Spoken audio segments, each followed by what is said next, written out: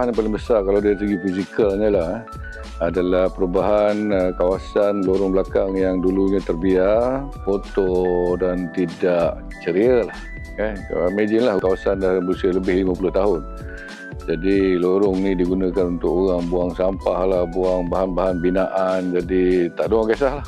Dan itu perubahan yang besar sekali, maknanya perubahan kawasan yang dulu tidak digunakan kepada kawasan yang bersih, sehat, ceria dan juga banyak kegunaan compare dengan sebelumnya. Kalau dari segi kegunaan, of course, kalau dulu sebelumnya komuniti sini tidak menanam, jadi dah ada kebun, kita dah mula mengadakan aktiviti menghasilkan makanan sendiri secara bergotong royong. Kemudiannya adalah daripada aktiviti ini juga mengubah hubungan kejiranan antara satu sama lain. Jadi hubungan jiran tu sangat rapat di sini compare dengan sebelumnya.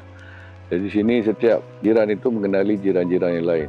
Satu rumah boleh kenal 40 buah rumah. Dari segi juga keprihatinan komuniti terhadap tahap kebersihan dan keceriaan suatu tempat. Sebelum projek ini dilakukan, kes denggi di sini sangat tinggi. Kalau tak silap saya, kalau ikut data yang saya ada dulu dalam 20 ke 30 kes satu tahun. Jadi bila kita mulakan projek ini, kawasan dah lebih bersih dan data-data yang kita dapat daripada PKD menunjukkan kes-kes denggi ini telah menurun dengan drastiknya. Jadi setiap tahun sekarang ni mengikut laporan yang kami ada, kes tu dalam 1 atau 2 kes setiap tahun still tak cukup bagus, tapi lebih baik daripada keadaan sebelumnya. Kita bukan saja boleh mengharapkan majlis untuk jaga kawasan kita bersih. Jadi kita sama sendiri dalam komuniti ini perlu mengambil tanggungjawab untuk menjaga kebersihan dan keceriaan tempat tinggal kita. Jadi itu antara perubahan yang besar dari segi fizikal dan juga yang non-fizikal.